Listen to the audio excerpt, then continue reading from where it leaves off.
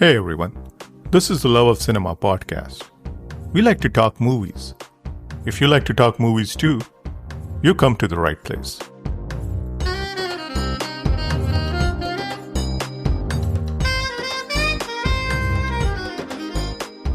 Boni Kapoor told Javed Akhtar, this is something that Ramu related to me later, is that, how can someone from outside Bombay make this film? That's what Boni Kapoor said to Javed Akhtar, and Javed Akhtar said that that's exactly why he could. Because again, it's the fresh pair of eyes looking into the city. It's one thing to live that life, and the movie industry was directly affected by the underworld. And there are elements in the film that are straight out of headlines of newspapers.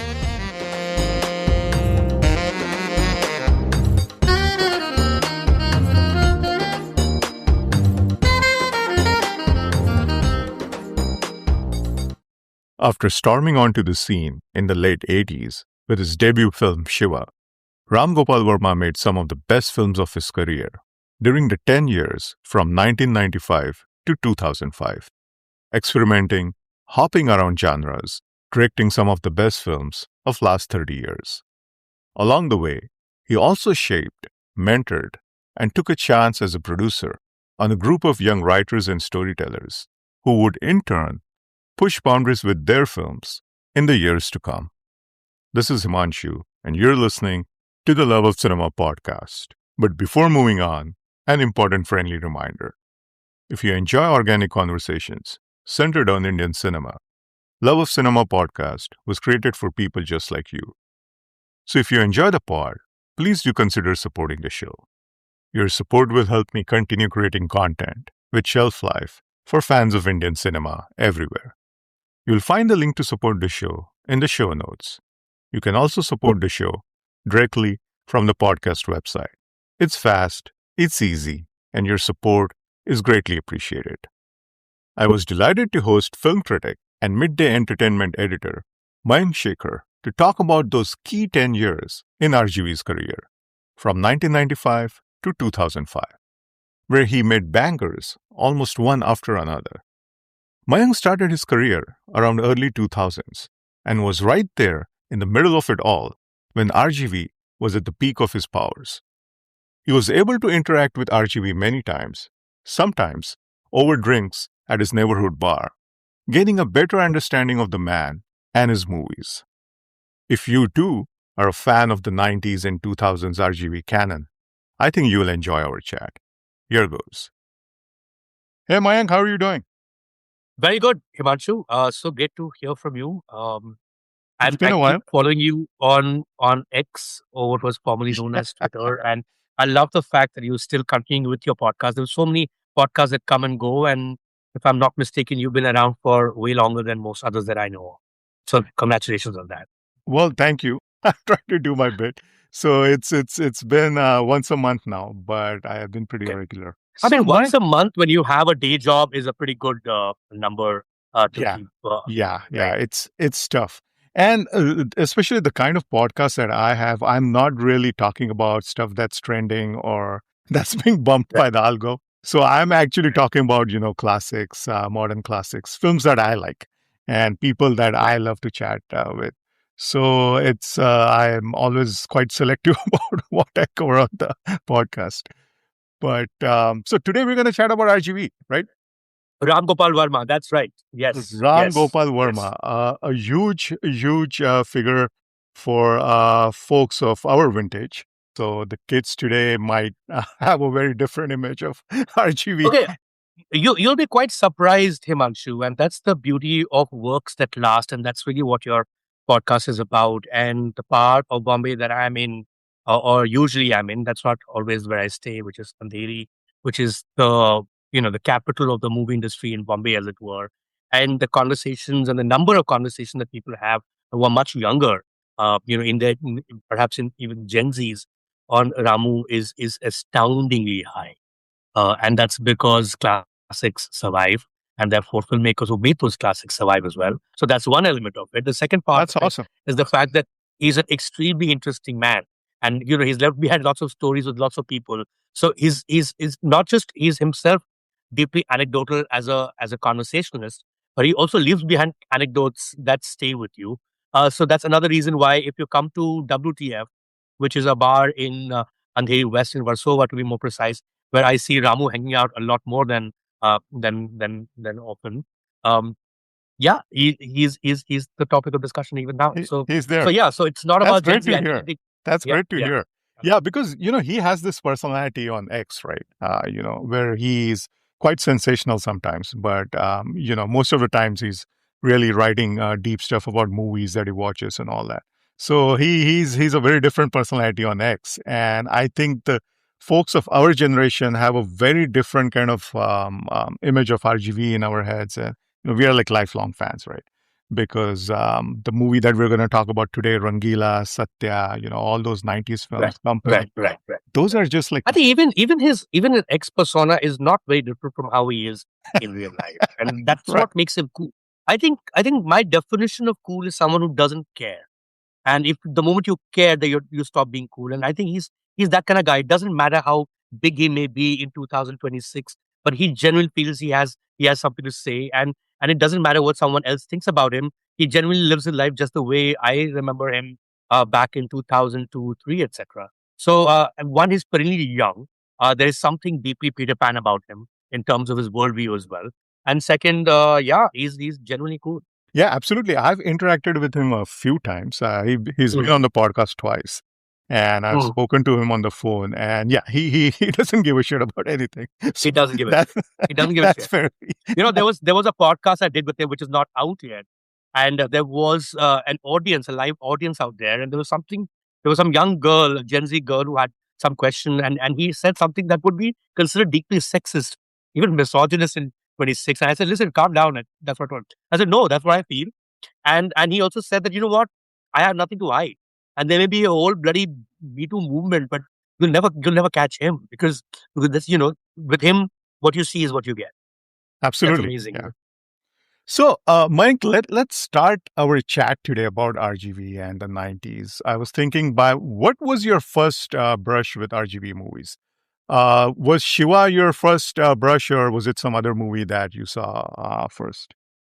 So, there tends to be a bias when it comes to where and how you watched a film, which is why when people make their greatest, lifetime greatest movies list and they mention things that they've not seen in the cinema, I feel they're being fraudulent a bit.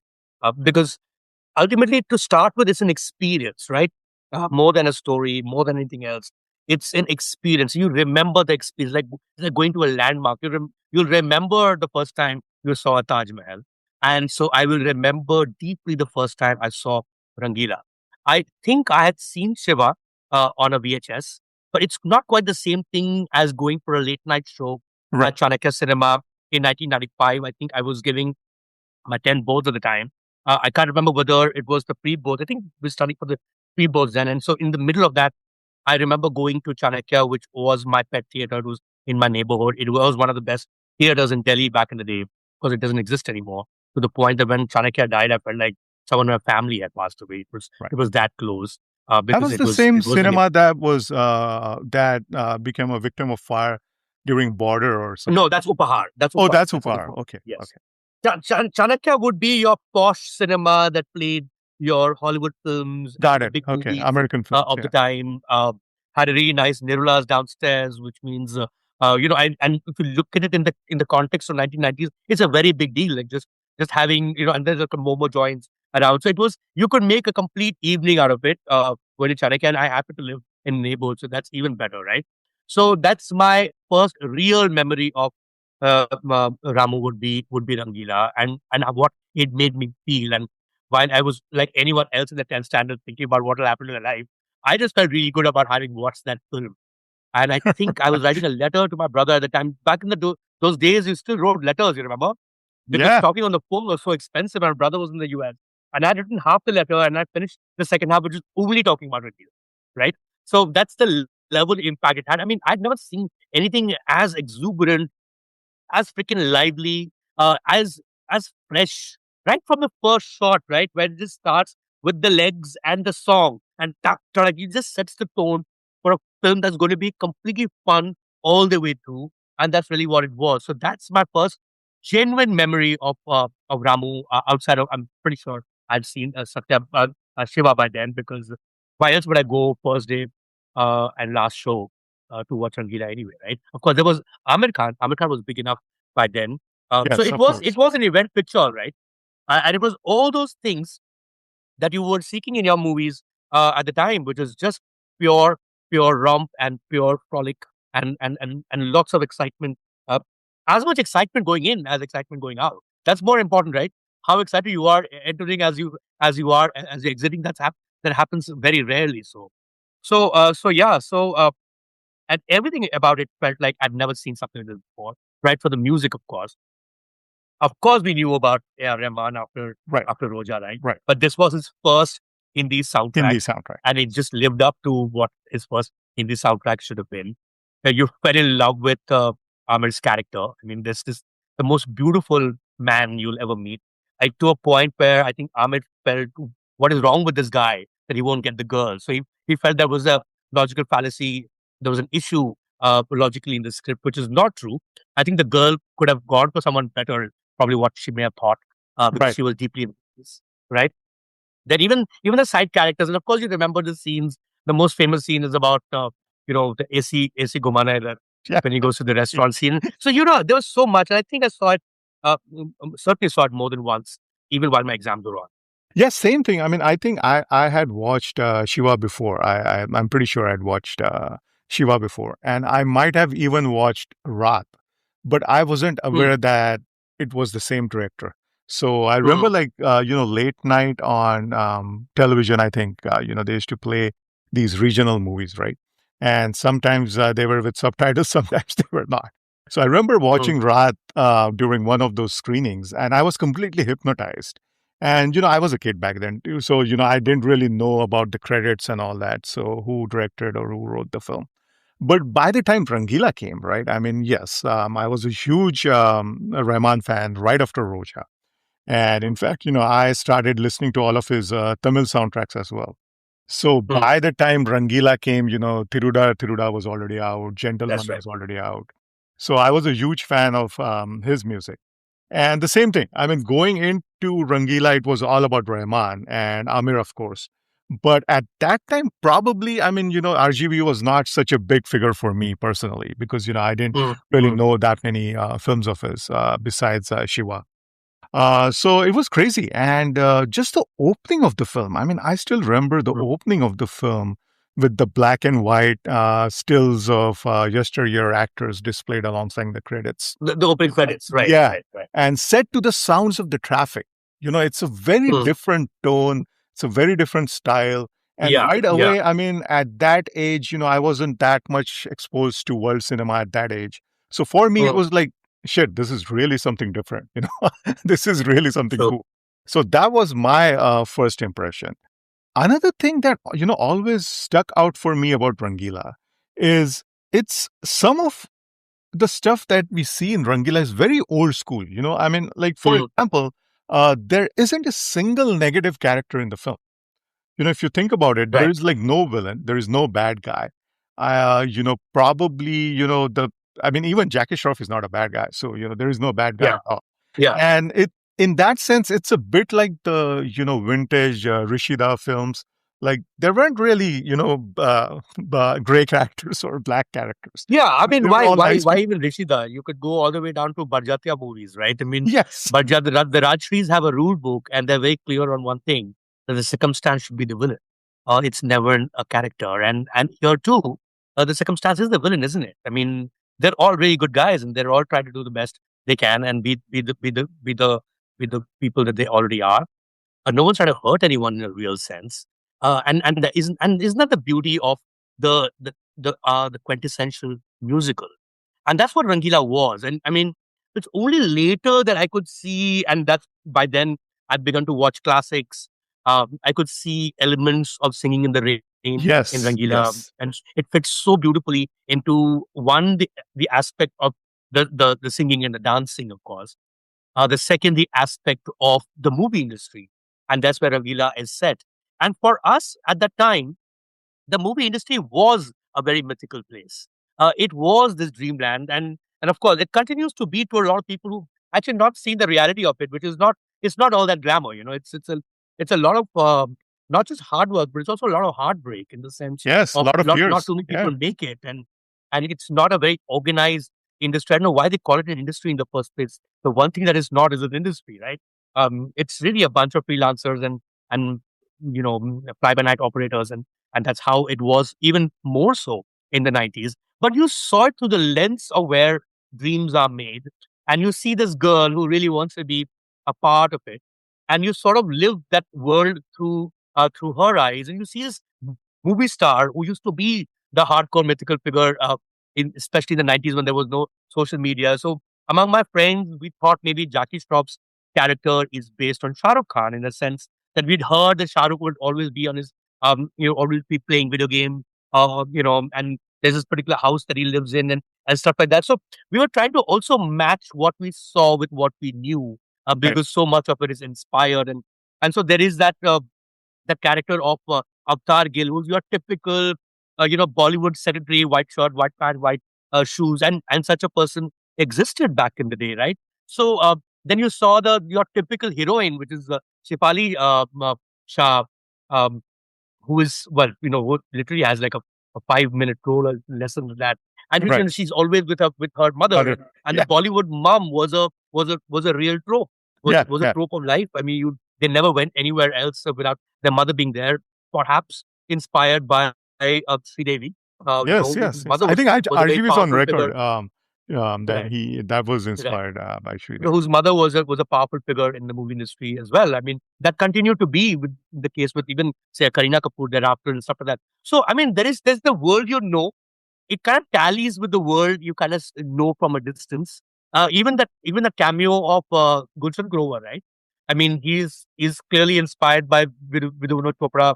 Or this called Yes. Stephen Kapoor, so kind of named after Shekhar Kapoor. They want to make it in Bollywood, and Shekhar Kapoor actually did make it in Hollywood thereafter. So For sure. I mean, these little things kind of added to the genre, Right. because gave it legs to stand on, and gave made us believe that this must be true, right? That it's not just imagination. It's the same way as all musicals have been, right? I mean, the other place that this film is inspired from, and I'm not just saying this, but it's something that Ramu also has gone record to suggest is Sound of Music. Now, Yes. Sound of Music, while it's Sound of Music, but it's also a sound of a lot of other things, and a very strong sound of history that comes with it, right? So I think this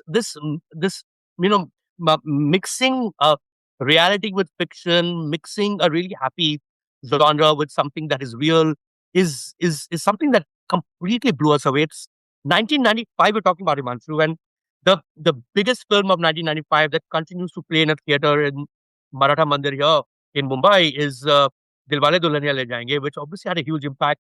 But you know what? I'd never been to London, man, and had no idea what that life would be like for someone who lived Right. or wherever that Shah Rukh Khan was from, and he grew up his entire life in England, but he seemed to be pretty socialized in an Indian sense and touching Taripona and everything else. I mean, so that was pure fantasy. This felt like fantasy mixed with some element of reality, and the city being such an important aspect of the film. I moved to Bombay only much later, but there's a fascination that Indians always had for the city, and all of the fascination comes from the movies. Because the reality is nothing like the reality is a lot of gutters and a lot of potholes. But there's the beauty that Ramu managed to capture in Rangeela, which I thought was coming from a space of being as fascinated by it himself. I think Yes. there are two films, and of course we'll talk about the other one soon after in this conversation itself. But the beauty of Rangeela is that Ramu makes Satya thereafter, which is also a quintessential Mumbai film. Absolutely. He uses a lot of the same locations. Yeah. So you It's see all it's a all location. Bandra, Juhu, or Soa. It's that all. Yeah, yeah. And even up up. I mean, well, we call it up, but it's actually down south, which is the Marine Drive, the portions where Mumbai ka King Kong. That shot, Right. that space is also used in regular, but in a completely different genre. Yes. So yeah, and these are eyes of a person who is new to the city too.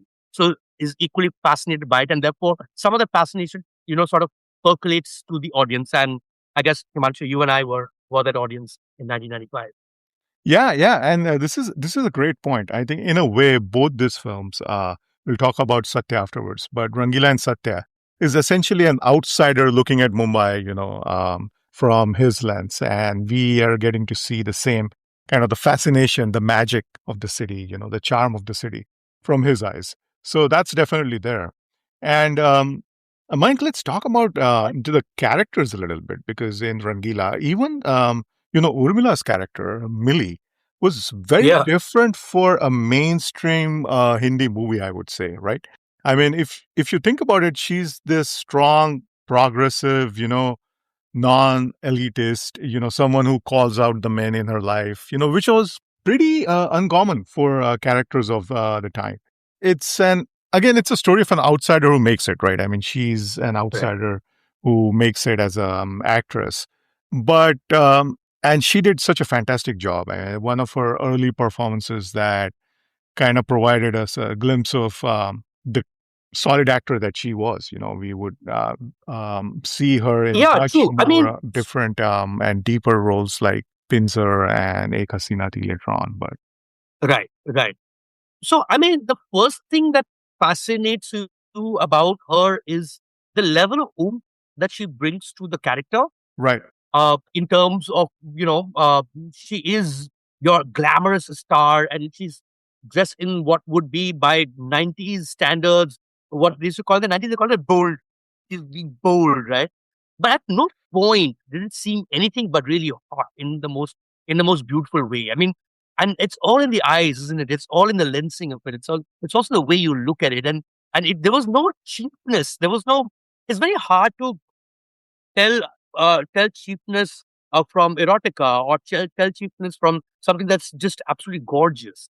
And I think the way she was presented on screen for a heroine in the mid 90s, when our sense of fashion was rather abysmal, I have to say. If you go back to the yeah, magazines of those times and you will see the covers of the stardust of the world, I mean, you'd be appalled what they were wearing in the garb of trying to be sexy. I mean, it wasn't sexy.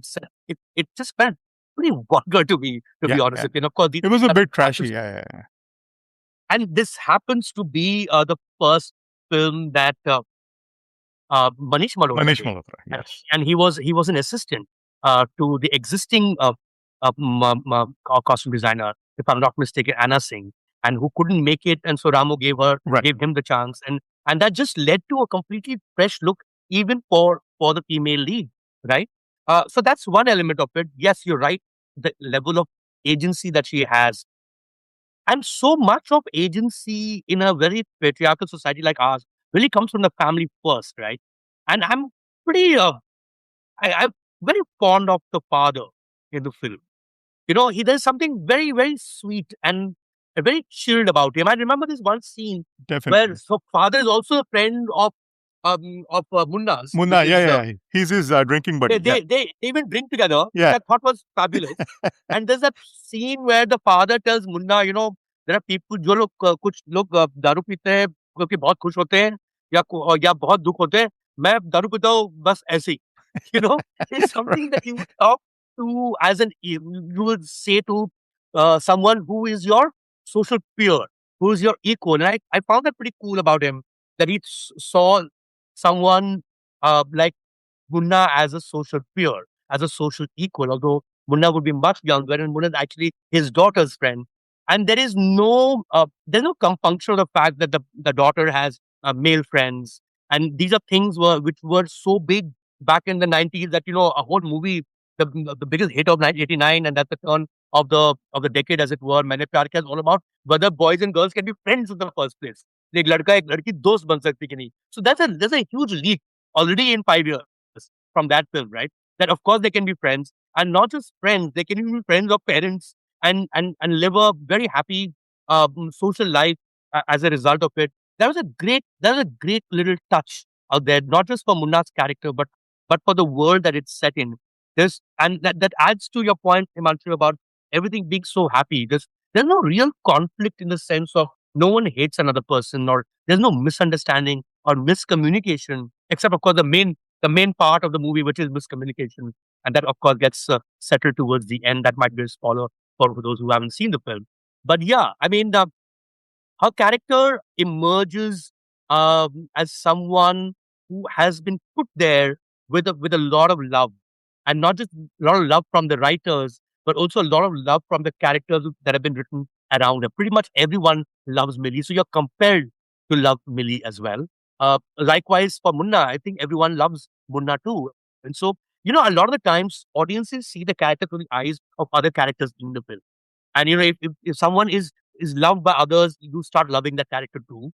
And that worked out really well for Rangeela. Yeah, the thing you mentioned about Millie's family, right? It's a cool family. And, there is this small scene in the film where we find out that she has failed class 10 thrice, but the family still got her back. They support her acting ambitions and, they're really backing her. So that was pretty cool for, again, 1995 too. Because, Absolutely. usually if it would be like, if a person has failed or something, that's a huge Yeah, melodramatic yeah, moment or something like that. None of that crap was here. None of absolutely. that shit. So that was pretty cool too. And Amir, oh my God. I mean, what a performance. I think Amir, played this kind of Tapori twice in late 90s. The other time is, of course, Gulam. They're very two different portrayals. I mean, he plays a Tapori character, but Rangila is a very different kind of a shade of that as compared to Gulam. And two very different directors too. I mean, RGV and Vikram Bhatt. And two very different genres, of course. Two very different genres. That's more a riff on the waterfront. This is more That's like right. a musical romance. So yeah, very different. But by God, I mean, he's just he's killed it. And I think I don't know. I mean, this might be. I was trying to think like Amir. You remember this, right? Like around 2000, and then in early 2000s, there was this whole thing that Amir is the quote unquote method actor, right? He's the Mm. method actor. He has this method. And I was just trying to think, back when Amir started, like back in, Kayamat Se Kayamat Tak, late 80s. I think the first time probably he did method was this film. Probably Rangila was the first time that he really, took that approach.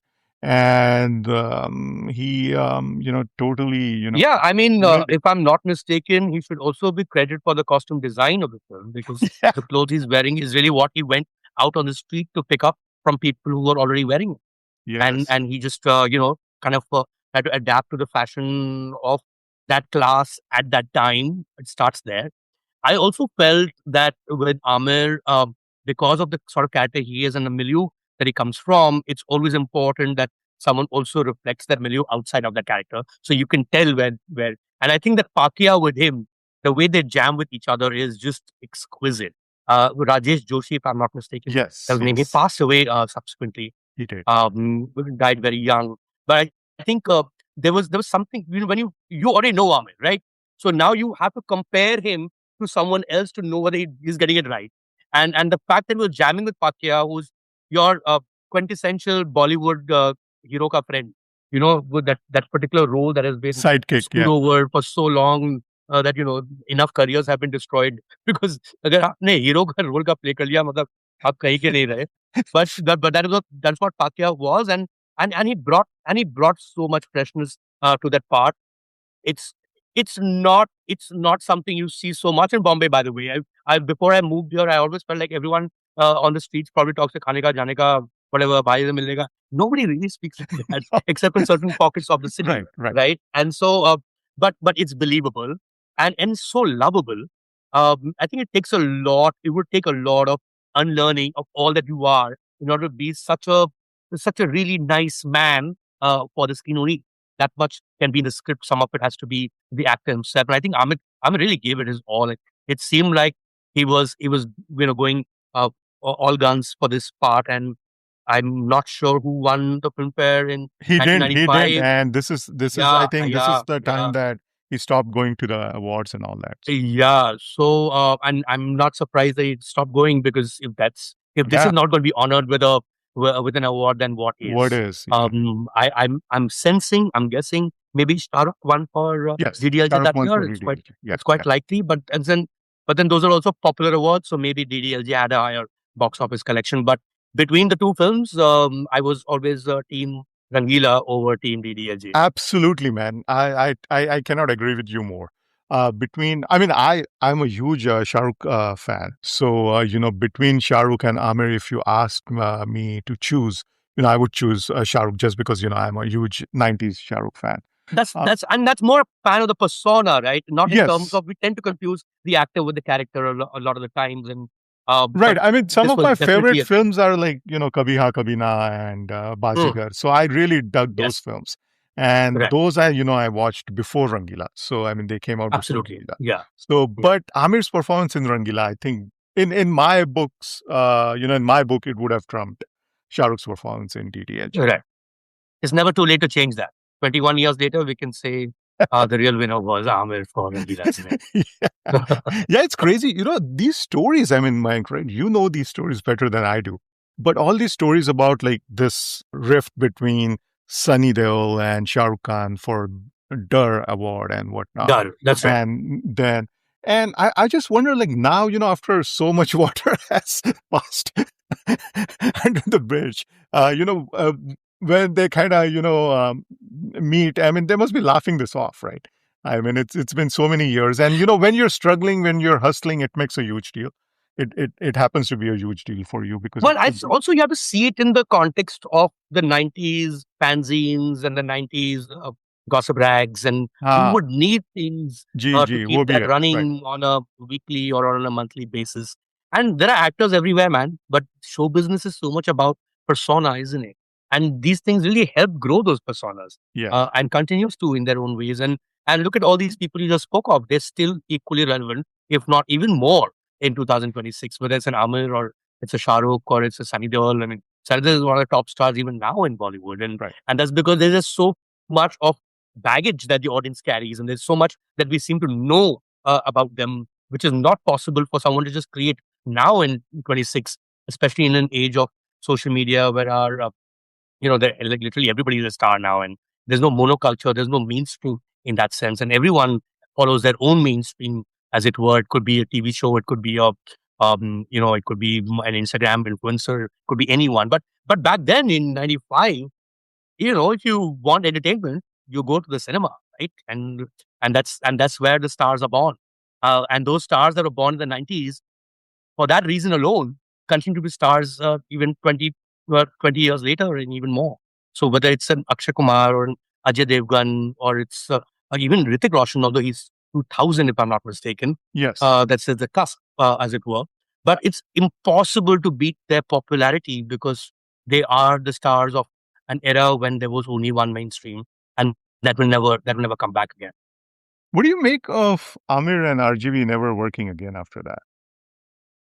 Never working together. I think in general, Amir has been deeply picky with stuff that Yes, he does, right? And he became especially in even his more so. second stage. At, Yeah, at, yeah. a- yes, and he became more so around that time. Whereas RGV, the route he took late 90s onwards was churning out film after film after film. If someone like Amir were to be attached to an RGV, he would have to do a lot more homework, and he would have to give his all his time to just one film that will come out 2 years later. I don't think RGV had that temperament, or even I'm not sure he still has that temperament to be able to do that, right? I mean, RGV and Shah Rukh Khan was supposed to do a film together. I Right. remember him telling me exactly that it felt like homework, it felt like being in school to me, and so that project didn't work out because the same with Shah Rukh, right? I mean, he reached a point in the 2000s where he would also do one major film, and the director has to give his all his time and effort and patience into making just that one film, and that's not what RGV was. Yes, there were also stories that were floating around at the time of a rift between RGV and Amir. And of course, he speaks about it now because it was based on a particular interview he gave where he was misquoted and he said that Pakia was a better actor than Amir. Uh, and Amir was unreachable. He was shooting somewhere, and those are times when there was no cell phone, and so that led to some sort of a friction between these two guys. But that's temporary, right? I think it has far more to do with the fact of their temperament more than anything else. And Amir is a completely different temperament from um, from RGV. RGV, this would be his first Hindi film, and he would have completely, you know, coming to the movie industry in Mumbai like a storm after Shiva. Yes, yes, yes. Because there was a lull in the film industry at the time. The kind of stuff that was being made wasn't working. Not very different from how things have been past few years here Right now, in yeah, Bollywood. yeah. And so you are looking for someone with a fresh mind, a fresh approach, a fresh thought, a fresh way of telling a story. And the sense I get is that after Shiva got made, and then he, of course, remade it in Hindi, set in Mumbai, though there was not much of Mumbai in Shiva in a real sense. You see Shiva even now, you will see shots of auto rickshaw that are actually Chennai numbers. So he shot most of it perhaps in Chennai or perhaps in Hyderabad too. There was not the city was not a character of Shiva even in his Hindi remake, but but that's the first time he met Ramu met Amitabh Bachchan because Amitabh Bachchan was curious to see who's this new voice, and he came for a preview screening of Shiva, and it makes complete sense because Amitabh Bachchan is your angry young man of the 1970s, and Shiva is as angry young man a movie as is likely to be made in the 90s in any case, with all that same gritty realism, taking the love aspect of the hero completely out of the picture while it's still there in the storyline. There is an angst against the establishment, which was very Salim Javed, and you could tell that Ramu was deeply inspired by that cinema. And he's Oh, spoken totally. about Yeah, it. yeah, yeah. He was a He fanboy says of that those guns movies. is Yeah. what he got. And I watched Shiva, the Hindi remake, recently, and I even noticed a particular scene which I hadn't perhaps the first time on, where there's even a tribute to the police station scene, and just baap ka ghar nahi hai. There's a line like that when the student leader comes to the police station for the first time. He's told something along those lines, so you could tell that that's where he's coming from, and then to make a Shiva and make a mark with Shiva, and then switch completely to a different world altogether would have established him as a director without a challenge, honestly speaking, because that means you can do literally everything. And Raat would have already happened by then. Yes. Enough people would have seen Raat, which is literally just using a camera to evoke fear among the audiences. There's nothing else in that film. There's a lead character and there's a camera, and you are shit scared, right? So you are looking at a director at the top of his game entering a city that desperately needs, a new voice, and that new voice was clearly Ram Gopal Varma. So it just worked out so well, not just for him but also for his audiences because it's only when there is a lull and that there will be a huge investment for something new, and that investment happened in the form of Rangeela, and thereafter, of course, once he established himself with Rangeela all the more, it happened with Satya, which remains my favorite film. I mean, you can't see it. I'll just bring this down. I'm Yeah. wearing a T-shirt. That's a Oh, Satya wow. T-shirt. Pretty So cool. yeah, so it's Yeah. actually a hand-created poster of Satya on my T-shirt. So for those who can't see this, Cool that's what I'm stuff. wearing. Cool stuff. For those who can't see me, I was smoking a cigarette. So smoking is injurious to health. Yeah. So, right after Rangila, I think, so Ramu actually made Daud, right? After Rangila. And then he That's made right. Sat. And so Daud was a That's right. huge flop. Uh, Yes. a movie that I enjoyed, by the way, and I still enjoy because I love that quirky writing and the quirky stuff with Paresh Rawal and Manoj Bajpayee and all that. So I really like that. But I mean, this just pivot where he just totally like goes into this like gritty now underworld gangster cinema, because he at that time, the underworld was really making an impression on the city. And there was huge commotion in the industry, because there were extortion threats, there were deaths and all that. So he was kind of, absorbing all this. And somewhere in his head, probably, he wanted to make something that kind of addressed this issue. He probably made the best film of his career then. Not just his career, he might have ended up making the best film of that decade for sure. And not just the Probably, fact yeah. of what the film was, but also what it led to. I think it just brought a new glamour into Hindi films. It brought a whole new lot of people into Hindi films. The Yes. likes of Anurag Kashyap or Saurabh Shukla Saurabh or Shukla, yeah. Vishal was new as a music director. And of course, Gulzar had given the words to his songs. And Manoj Bajpayee, how can Yeah. you forget? Breakup. Right? And the fact that someone like a Manoj could be the hero in a film that is called Satya. So the hero was actually Bhiku Matre, as it turned out, right? Um, yes, I think there's something that Boni Kapoor told Javed Akhtar. There's something that Ramu related to me later, is that, how can someone from outside Bombay make this film? That's what Boni Kapoor said to Javed Akhtar, and Javed Akhtar said that that's exactly why he could, because again, it's the fresh pair of eyes looking into the city. It's one thing to live that life, and the movie industry was directly affected by the underworld. And there are elements in the film that are straight out of headlines of newspapers. There are characters in the film that are straight out of the characters in the underworld, whether you knew them or you did not. Ramu was certainly part of Ramu's personal research, and it felt as if the newspapers of the time are coming alive onto the screen. And it was done in a way that made sense to everyone who may not care so much about Bombay as a city as well. I mean, do you really care so much about the Italian neighborhood of New York, Manhattan, when you watch a Scorsese film of around that, of his, or, like say a Mean Street, or whether you watch a Goodfellas and films like that? No, it's not. It's not that. The character is the city, yes, but the storyline is pretty universal, and it hits you because those people feel bloody real. So yeah, so I thought that was in a way, whether he intended or not, that he was our Scorsese with that film, right? Capturing something that is so true, capturing something that is so gritty, and you can smell the earth of Bombay when it rains. You can smell the dirt of the neighborhoods. You can feel the kind of dampness of the rooms where it's set in, and these are all real rooms. These are all real streets. So I think we hadn't seen something like Satya, and I distinctly remember watching Satya with my little cousin. Firstly, he shouldn't have been in the theater. He was a little kid, and for most for the most part, I would have my a hand over his eyes, because I don't want him to be hit so badly with it, because I know how I was being affected by what I was seeing for Satya. So, in that sense, that really bloody moved us and shook us in ways that nothing had. I think in '94 is when Bandit Queen came out, and it had the same effect. And I was a kid then. I shouldn't have been in the theater myself watching Bandit Queen. But an uncle of mine took me there. I know why. But Bandit Queen was still a world that seemed far apart. It seemed quite distant. But but there's something that Ramo captured with Satya that felt like it could be any city, and it certainly was Mumbai in the way we knew it. And what an amazing switch all over again, right?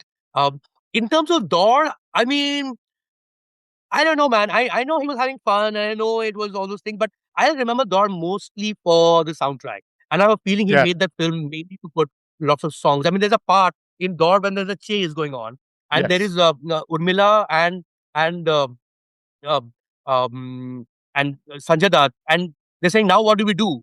And Sanjay says, uh, ab gana gaate hain, nachte. Arey, you're being chased. So you know he's just fucking around, right? Yeah. Yeah. And which made sense, because you would make sense only when you already love Ramu for who he is. It made no sense to me at the time, because I was, I'd just seen Rangeela, and I was loving the music, but I'm like, ये movie में चल क्या रहा है यार?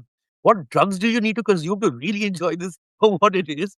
Uh, but now I can watch it for sort of placing it in the larger scheme of things, and see it for what it is. But certainly no, I was not a huge fan of that. Yeah. It has some bits which are spoof like, like you said, Yeah, so I think he was trying it's to a do spoof. It is a yeah, spoof. Yeah, yeah, he was trying to spoof his I own wish it was treatment. funnier as a spoof. I wish it had funnier lines. I wish it was it was easier to tell that was a spoof. I Right. think it was taking itself seriously, and then going to the spoof space, and then going into another space. And but yeah, but you just basically waited for the songs to come. Right. And speaking of the grittiness of Satya, I think we should also mention a film that came before this, which was probably the first gritty kind of a gangster film in a long time. I mean, Parinda to some extent was, Mm. had that kind of a grit.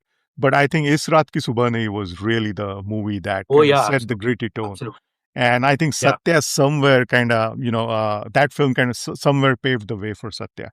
I think the So, good thing about Ramu is he's quite generous with uh, making the tributes known, yeah, and acknowledging inspirations. And I'm yeah, and I'm glad that he's already made it known that his Raat Ki Subah Nahi by Sudhi Mishra had a a strong impact on him in terms of the setting, in terms of the world that he was trying to capture. And that's again a film so ahead of its time in the sense of set over one night. It's not like it doesn't have songs. I don't think you could make movies back then without songs and expect them to be released in theaters. Of course, there have been quite a few examples, but otherwise, no. And yeah, and it's just you're just following a protagonist through the streets of the city, and uh, apparently based, kind of inspired by a true story that happened to Sudhi's brother. It's something that he went through. So yeah, so there is that. There is Pralinda, of course. There is obviously Bandit Queen. If you see the casting of Yes. Satya, it really comes from Bandit Queen Right. in a real sense. And Arup Shukla, who wrote it and who was Kallu Mama, also from Bandit Queen. Manoj Bajpayee, also in Bandit Queen. Um, the person who played the lead in Bandit Queen was obviously the lead of his Raat Ki Subah Nahi. You know what I mean? So Bandit Queen had a very strong impact on both these films in its own way. But you're right. I think it would be disservice not to mention films that came before Satya in order to make it what Satya was, which is taking away nothing from what Satya already is. But the inspirations, thankfully, is something that Ramu himself has been very clear about. He mentioned Art Satya also, and Yes. Art Satya, in a certain sense, um, Satya was a completion of Art Satya for the world, because it was just looking at one element of it, which is the life of a cop. But this was looking at the life of the cop, life of the gangster, and the life of the city. So, Yeah. so yeah. So, I mean, if someone is listening to this conversation and they might want to see what led to this film, I think in the syllabus there should be Art Satya, there should be Israq Subah Nahi, there should definitely be Bandit Queen, and of course, thereafter comes. And I mean, I'm sure they would have seen Shiva, because we've already spoken about Shiva before this. Yeah, yeah. And just the grittiness of the film, that's what, really pulled me into Satya, when I watched the film. Because, these were real, the gangsters felt real, right?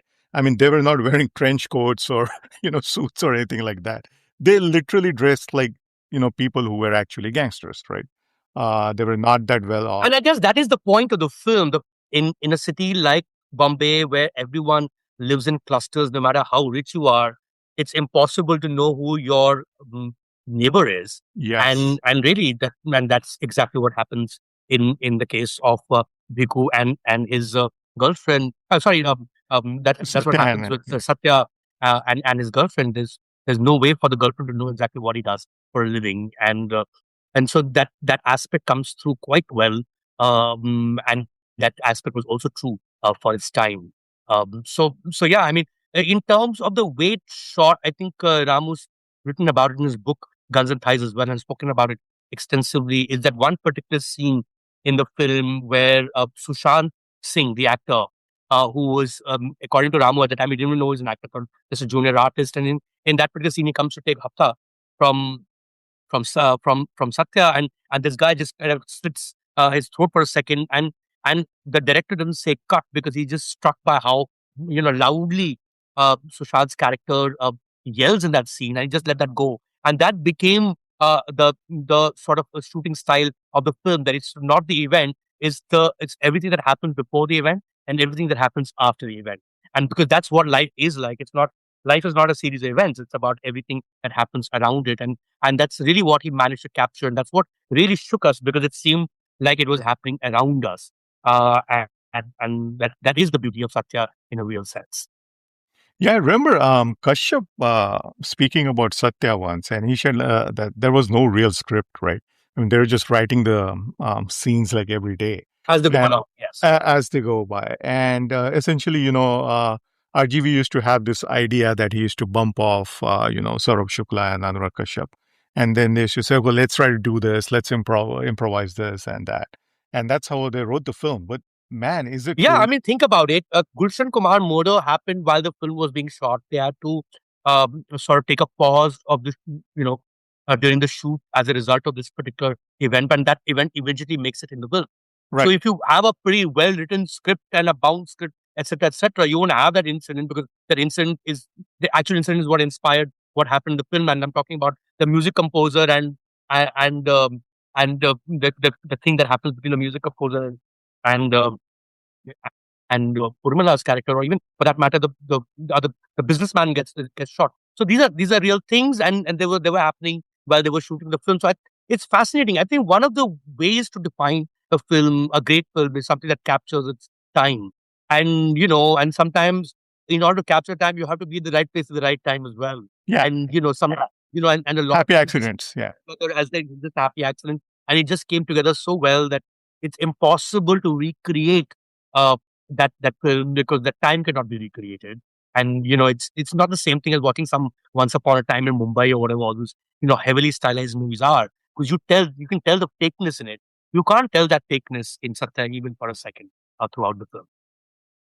And of course, we company is much later. It's in 2000s. 2002, if I'm not mistaken. 2002, Yes. right? Or was But it one? since we One are or two? talking about Satya, Yeah. again, it's like a companion film, if you will. Yes. But the whole treatment, the canvas, it's very different. And I think Jaideep Sani was the writer on this one, so it has a very different flavor to it. But At the same time, pretty much straight out of the crime trials, yes, and the Crime Beat, split yeah, we're yeah, looking at between Dawood and Chota Rajan, and the fact of Chota Rajan of getting moving out of the country, the fact that there's a hit on him outside India. These are things that you can relate. So the moment you can relate it to things that you read or heard, and then see it in a way that is so beautifully dramatized, in a way that is also a film, is something that I think happens with a lot of talent, but also with a lot of chance, because the material you're looking at is so strong as a result, right? I mean, everyone's going gaga over Durandar. At the point of Durandar would be lost if they hadn't chanced upon a massive landmine like Liari. And literally every element of that story is true. And you right, can watch documentaries. There's a beautiful Vice documentary on Liari and relate it to what you're watching in the film. If it is just the story of Hamza going into any other place and doing this, it's no bigger or better than John Wick, right?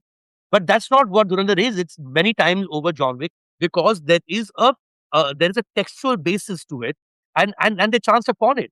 So that material, to find that level of material, is hard, right? And I think Ramu got that right again.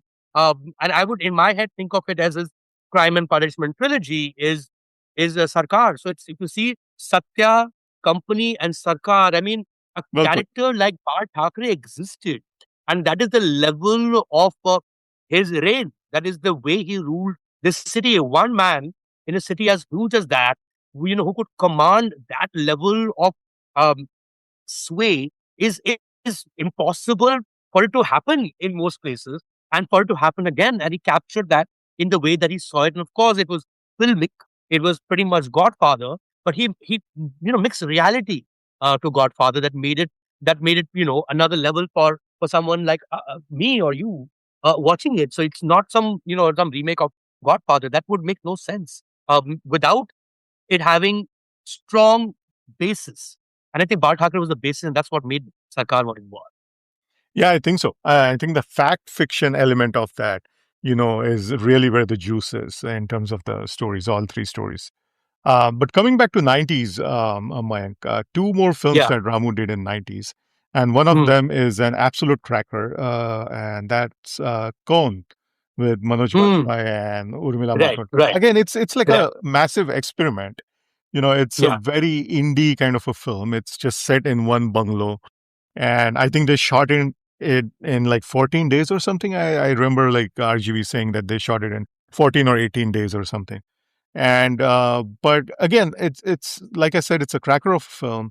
It has a great twist, and just again like completely genre pivot, right? I mean, he's just going like from a musical yeah, to a gangster drama to this kind of a genre, suspense.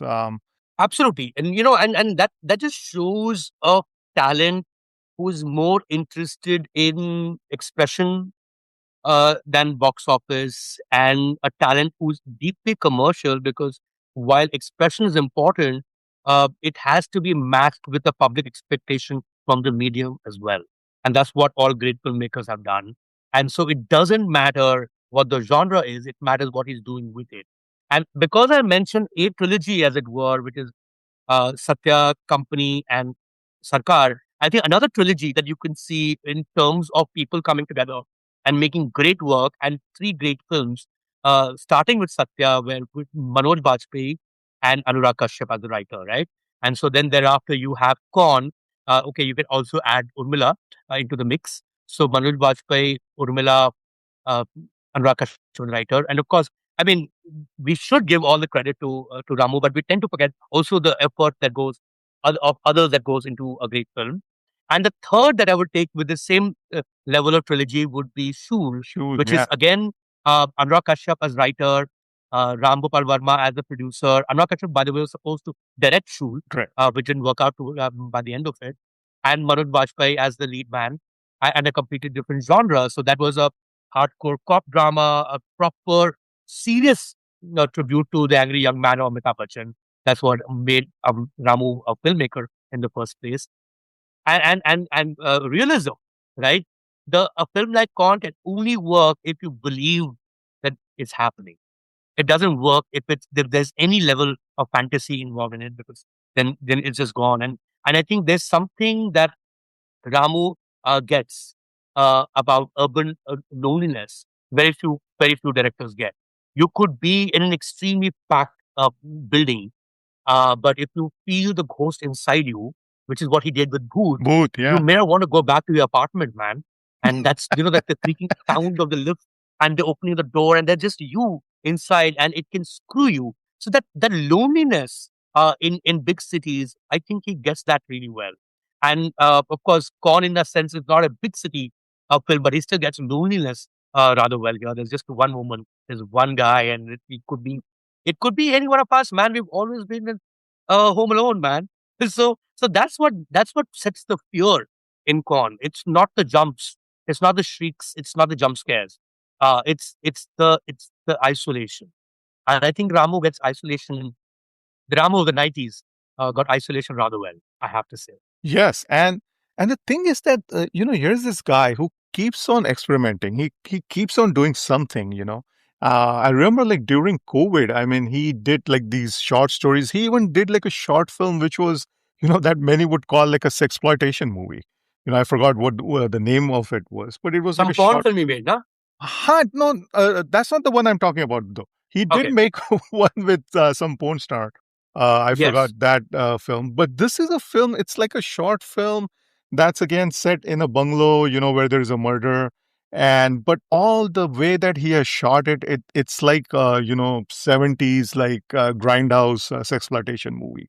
So it's a very different kind Right. of treatment. And, that kind of thing, I don't think would have, released in cinema halls, so this was COVID time. So it was all pushed to YouTube and whatnot. Right. Right. But Right. he's I doing mean, all to be this. honest with you, I wouldn't judge Ramu for what he does in 2025 or 2000. Absolutely. Absolutely. I mean, there is a legacy, and you often judge people by their greatest works.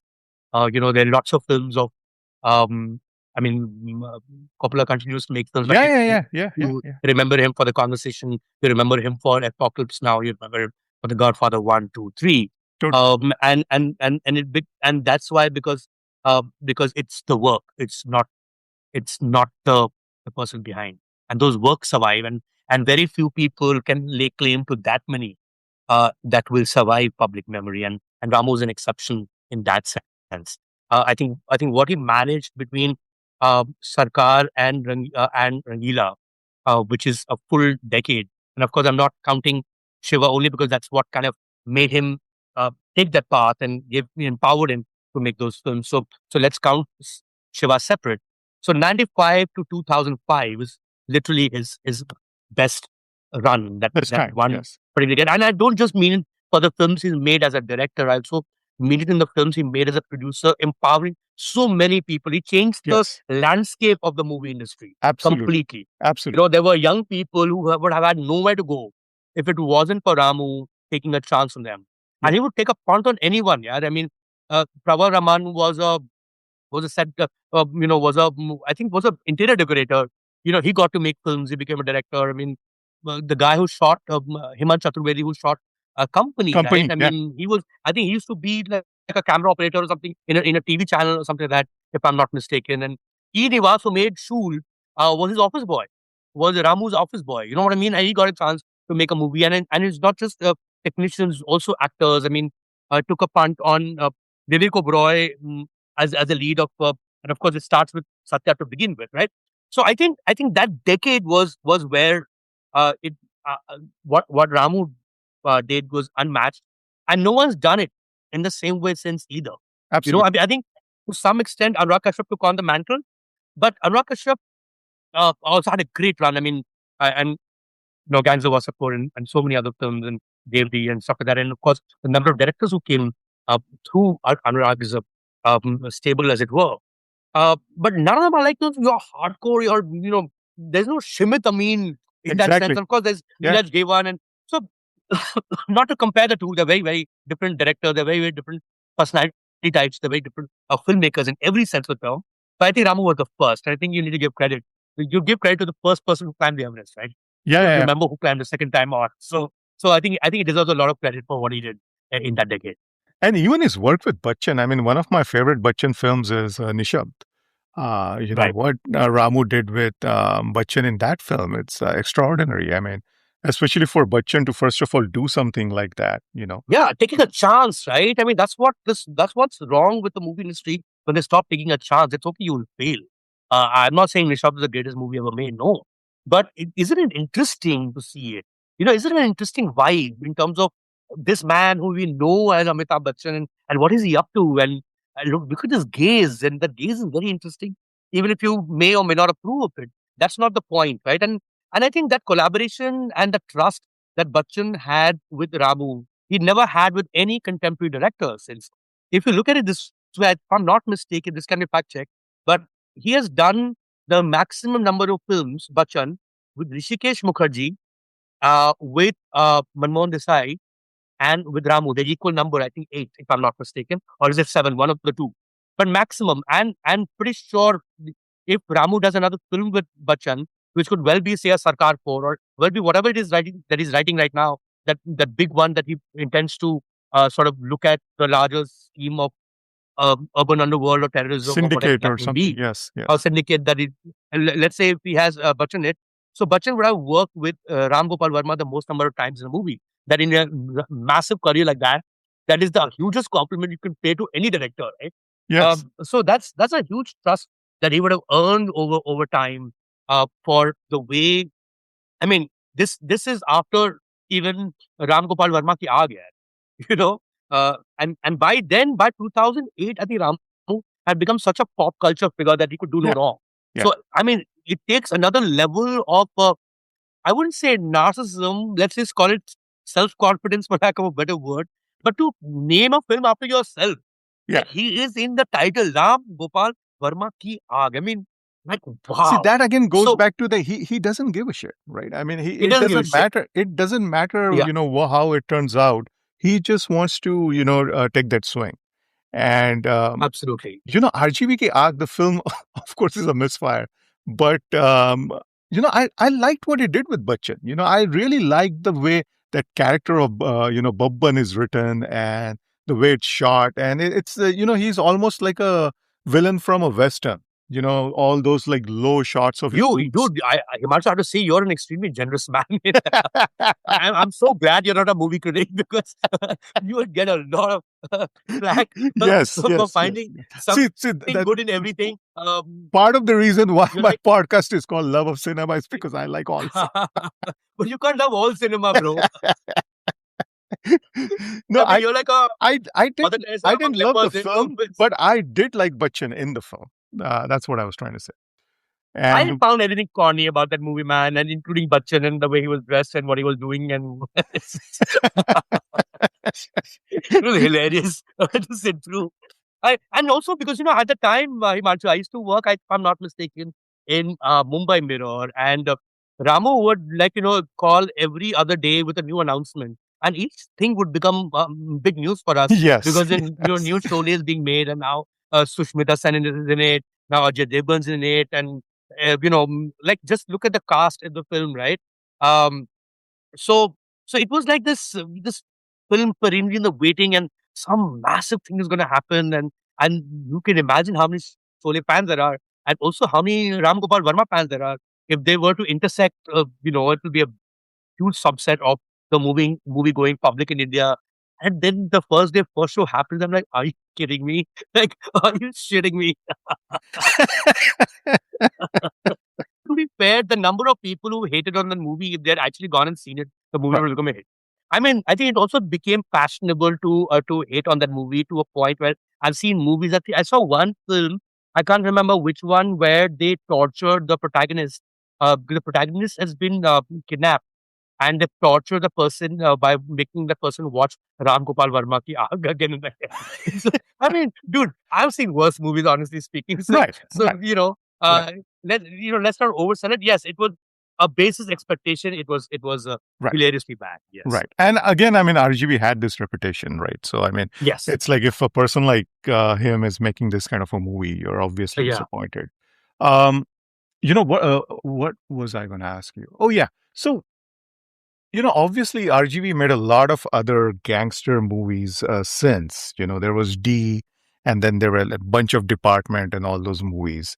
None of those clicked. None of those, probably D had its moments, but other than that, none of those clicked. Many of those didn't even have their moments.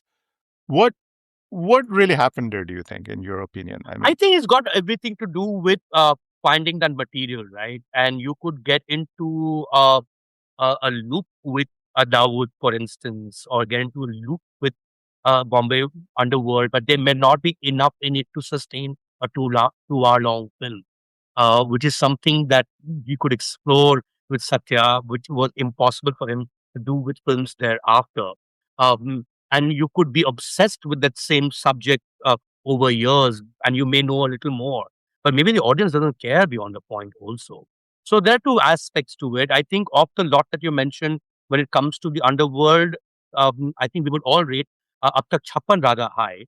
That's the After film Chakran that was a great him film. and Amin Yes, absolutely. made, Loved it. and that was produced by Ramu. And again, it had a very strong basis in the police force, and it's in a certain sense inspired by a true story of Right, Rayan right, Nayak right. And and again, others written who were by encounter Jaideep Salmi, sir. specialists. Yes. Right, and encounter specialists was not something that Satya had looked at in a real sense, and that was another element of what was going on with the underworld back in the day. So I think it's and it in that sense, I think if Ramu, and he was at some point also offered, I don't know to what extent they went in terms of the offer, but he was also offered Black Friday once upon a time. Now, Black Friday would have been treating a completely new subject, but in the same milieu, as it were. And it turned out to be a fascinating film based on real life chart sheets, based on a non-fiction book of S.O. Senzadi, and that's what Anurag Kashyap did. So I think it's got to do with what is it that you're entering. Again, since we started this conversation with Rangeela, I think there was that aspect of a young callow girl looking into the world of Hindi cinema and wanting to make it there, right? And I think he did a good job as a producer with Main Madhuri Dixit Banna Chahti Hu, Hmm. which is also in the same setting in a real sense, and also a girl's story. I mean, Rangeela, to a huge extent, is actually the girl's story, isn't it? Um, and then there is the aspect of dance that is so important to Rangeela. So he did a nice offshoot, I felt, with Nach as a producer. It's a more like it's got this very dreamy, very moody vibe, completely different take, but a different take on creativity and art and Yeah. popular culture and dance and Had a and great things like that. soundtrack too. So Yeah. right. So it's not to say that you can't have offshoots, but I think when it comes to an underworld drama, I think you need a very strong material in order to sustain. I don't think he found that material. Thereafter, he found it in Sarkar. He found it in Company, and he had it in Satya. One RGV film that I really liked, which is from his later stage that doesn't get talked about too much, is this film that he did with Deepak Dobriyal called Not a Love Story. It's Mm, again based on a true incident. true incident, yes. And I always found that movie striking because it's again it's a very unsettling film, but the Mm, way that he has made that film is that it's like a horror romance. It's like it's a love story between these two people who are psychotic, but there is a romance angle to it. And it in a way it's like natural born killers, or that kind of a genre. But Right, that was a right. very interesting film.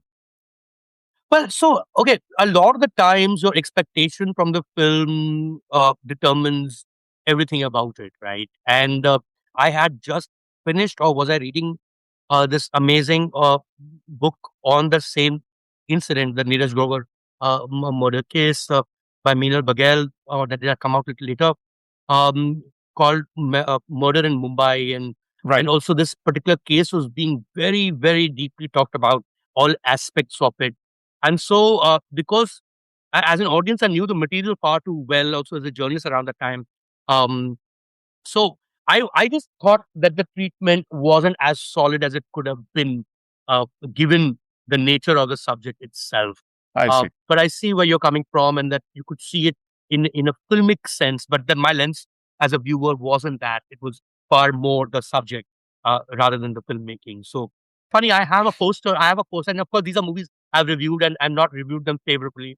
I have a poster in my house. So that's a Satya poster signed by Ramu that says, in spite of you fucking most of my movies, Ram Gopal Varma. And you know what? He's right. I mean, you made Satya, you've done pretty much all that you had to do in my books anyway. But yeah, but there were a lot of films that I thought were almost there, but not quite. And I think this was one of them for me as a viewer and a reviewer as well. And so if I were to ask you, what was the last RGV film that you absolutely loved? Oh wow! Like the last release kind of thing. Yeah. I would think I haven't watched too many of his works lately, and the stuff that he's done online and things like that. So I haven't had a chance to really sample them also. But maybe I think the last movie I may have liked would probably be the second Sarkar. Okay. I thought was also very promising in its own way. Sarkar I mean, Raj. he had Yeah. something to say. Yeah, Sarkar Raj was quite promising in its own way, and after that, of course, at some point he moved out of Mumbai, and we didn't hear so much from him. And now, of course, you can come to WTF, my favorite bar, and he's there hanging with people. So it's great to see him back we, in we should do that Bombay. And sometime when I'm yes, in yes, town. yes, Yeah. you have my invitation. The drinks from me, Thank you. and Thank great you. conversations on Ram Gopal Varma. So we can continue this when we meet him. All right. And finally, Mayank, you have to give us one RGV story from WTF. Oh, wow. So, my favorite RGB story is actually from the same spot, but it wasn't WTF then. I think the restaurant was called Signature, and he used to be a regular there. And we went out for drinks at that same bar, and it became about 1:32, or was even later than that. And we want to continue. Ramu said, "Let's go over to my office," which was down the street, and I found that really weird. I mean, why wouldn't he just invite me over to his house? Why would I go to his office if we have to continue drinking? It's a bizarre place to go and drink at someone's office. But I didn't account for the fact that he went there often enough, really late in the night. And this Ramu at his peak, where anyone who Ramu spots could become a star or at least get a film on their CV. And there was an entire line of people, even leading up to that street. There's one guy who was standing in the middle of the divider because Ramu could just show up and see him, And this is right? in the He was middle of just the night. standing there. This is in the middle of the night or maybe even earliest morning by now. All right. And I'm like, wow, what's going on? And then we enter his office and there's just a row of people just seated there in his office. Like people with their guitar and whatever else. And I mean, we're both kind of soiled as we should be by that hour. And Ramu just looks at one of those and says, okay, come inside. So one dude comes inside with his guitar and one person singing, and he's strumming the guitar and singing some songs, Indoriyas, Manase, na na na na na. And I'm listening to this, and I said, okay, cool, we'll take this song. And that was actually a movie that came out literally 3 weeks later. I think James is the film that Oh, came out wow. 3 weeks Okay. later, and That's I pretty heard cool. that song right there. I'm like, this is fascinating, bro.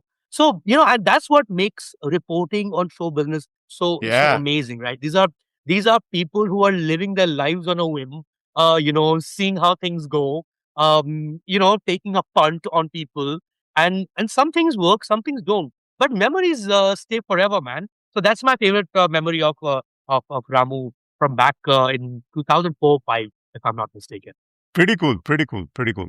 And just to wrap this up, Mayank, what are some of the Hindi films you're looking forward to besides Ramayana? And I don't know. I mean, honestly, as a movie reviewer, I don't look forward to films at all. And I don't watch promo. really, you're not anticipating any release? No, no, no. You know what? It really screws up expectations, man. And as I said, all our judgment is an outcome of expectation. So I keep the expectation to bare minimum to almost zero, and walk into a film hoping to be surprised. And every film before its release is trolley anyway. And it turns out to be ARG. So so But I Mike, go when in you have your ear to the ground, you ought to be excited about something, right? Because you know pretty much no. everything that's coming out. I'm excited. I'm excited. I'm hoping to be excited on my way out of the theater, to be honest. Right, Not so right. much on my And you would in. rather And right prefer now, of some course, movie surprise you, right? That you don't have yes, high expectations, absolutely, right? absolutely, absolutely. And that tends to happen, and like, and just there's an accounting for taste, but there's absolutely no accounting for range, right? And I've ended up really loving Dhamal 4 and really enjoying, Oh, really? You liked it, huh? Okay. yeah, Welcome to the Jungle, and that's because I'm not sitting here and anticipating anything. I'm just going in to watch a film of a particular type, a particular genre, and if it makes you laugh, that's it. There is nothing else you should expect from it. So that really happens because you keep your expectations low. So yeah, zero expectation from anything that's going to come out, and hope to love them all. Actually, I hope to become as generous as you are, Himanshu. That's why I'm not in your line of business. I'm in the line of loving movies. No, I love movies too, but not all of them. Yeah. Yes. Well, thank you so much, Mike. This was fun. Thanks so much, And we man. should It's do such this a more pleasure to often be. whenever you have Yes, time. absolutely, absolutely. You have And my by the name, way, and when you're in town here, I'm in the Bay Area in California. So if you're right, anytime in the town, hit hope me to up. be. Yes, Yeah, yeah, yeah. absolutely, I man. saw With great that you pleasure. were now you're part of. So are you part of the Hollywood press now? How does it work? Yes. So I guess you're talking about me being a voting member of the Right, Golden right, Globe. right, That just happened a week or two ago. Yeah. So there are voting members of the Golden Globe for 105 countries. right. So I'm one of them. So yeah, totally looking forward to a lot of movies. I haven't started with so many, but then I end up watching the stuff that's already creating the buzz already, right? I mean, Right. the Invite is something that everyone's talking about at the moment, which I've already seen. And then, of course, and the Of whole course, world right Odyssey. now is Yeah, talking about the Odyssey, which was fabulous, fascinating, completely blown over by the movie. And so there'll be far more to come. But, the thing with Golden Globe is, and I guess I would have to spend a lot more time than I have so far, it just started, is it's not just film, it's also series, it's also podcasts. right. So yeah, so there's a lot of work. But hey, man, like you, I love watching movies. So it's going to be not really work. It's going to be fun actually for the most part. Excellent, excellent. Yes, Well, man. keep in touch and hit me Absolutely. up if you're in town. Absolutely. Take care, man. Lovely talking to you. Bye bye. If you liked the episode, do spread the word on social media. And don't forget to subscribe to the podcast wherever you listen to your pods. Also, please do drop us a review when you get a chance. You can follow me on Twitter and Insta at loveofcinemasf8. You can reach me by email with your suggestions and comments, and you will find the email ID in the show notes. That's the episode. This is Himanshu, signing off. And like always, thank you for listening to the Love of Cinema podcast.